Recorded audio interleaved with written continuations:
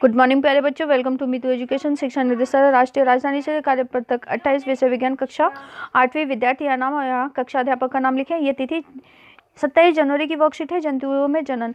हम जानते हैं कि लैंगिक जनन में नर और मादा दोनों की आवश्यकता होती है। मानव में नर और मादा दोनों ही अलग अलग जनन तंत्र होते हैं।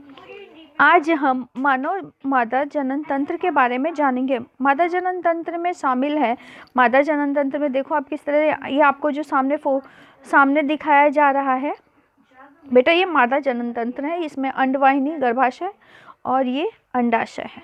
ठीक है, तो चलिए देखते हैं हम मादा जनन तंत्र क्या होता है।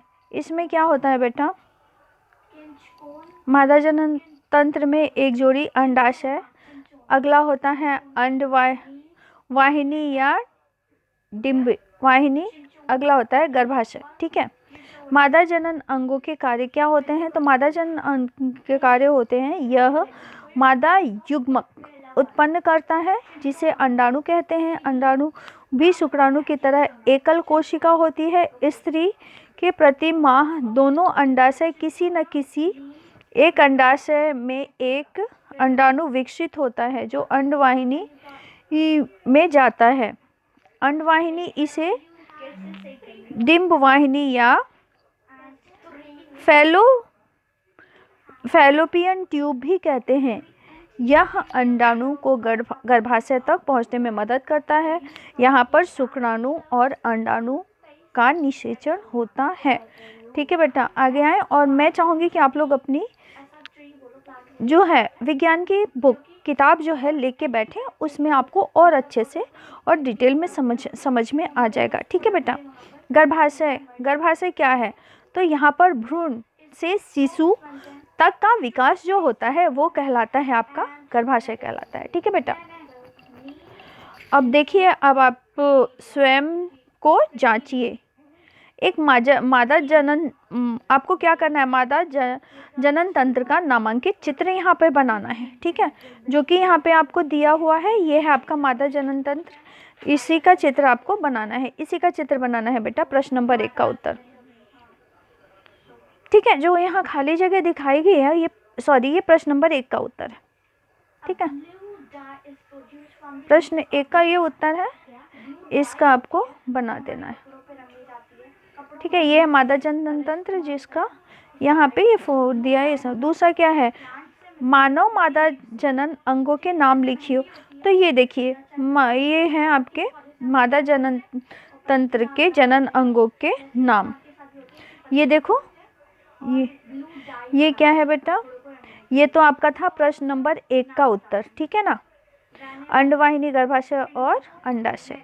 मादा जनन तंत्र के जो नाम है, एक जोड़ी अंडाशय, अंडवाहिनी और गर्भाशय। यह है प्रश्न नंबर 2 का उत्तर। ठीक है बेटा, अब अगले प्रश्न का उत्तर आप देखें। तीसरा प्रश्न क्या है, मादा युग्मक को क्या कहते हैं? यह कहाँ निर्मित होता है? मादा युग्मक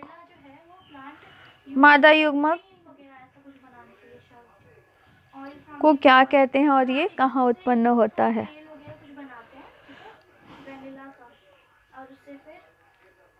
तो मादा युग्मक जो है कहाँ? अंडाशय में उत्पन्न होता है। ठीक है बेटा, कितने नंबर का ये प्रश्न है? प्रश्न नंबर 3। ये अंडाशय में उत्पन्न होता है। ठीक है, अंडाशय, ये प्रश्न नंबर 3 का ये उत्तर है। ठीक है, कि मादा युग्मक उत्पन्न करता है, कौन करता है? तो अंडाशय करता है। इसे अंडाणु भी कहते हैं। अंडाणु भी शुक्राणु की तरह एकल कोशिका होती है। ये तीसरे प्रश्न का उत्तर है। देखिए, अब हम चौथा प्रश्न देखते हैं। चौथा प्रश्न आपका क्या है बच्चों? शिशु का विकास मादा जनन तंत्र के किस भाग में होता है? तो ये गर्भाशय में होता है। ठीक है, चौथे प्रश्न का उत्तर आप आराम से लिख सकते हैं। कहाँ? कि गर्भाशय, यहाँ पर भ्रूण से शिशु तक का विकास होता है। प्रश्न नंबर 4 का उत्तर है ये। 5वां प्रश्न सही या गलत का आपको निशान लगाना है। ठीक है, चलो देखते हैं अब कि सही और गलत क्या है। कि अंडाणु एकल कोशिका नहीं है, गलत। मानव का अंडाणु बहुत बड़ा होता है। मानव का अंडाणु बहुत बड़ा होता है, नहीं। ठीक है, अगला क्या है, तीसरा क्या है, स्त्रियों में प्रति माह दोनों अंडाशय में से किसी एक अंडाशय विकर्ण अंडवाहिनी जाता है। बिल्कुल सही। तो ये क्या है, पहला क्या है, अंडाणु एकल कोशिका है, नहीं है, गलत। दूसरा, मानव का अणु बहुत बड़ा है, गलत।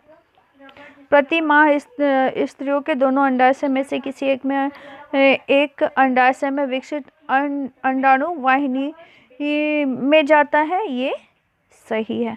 ठीक है, बाकी के सारे गलत हैं। किताब लेके ज़रूर बैठे बच्चों।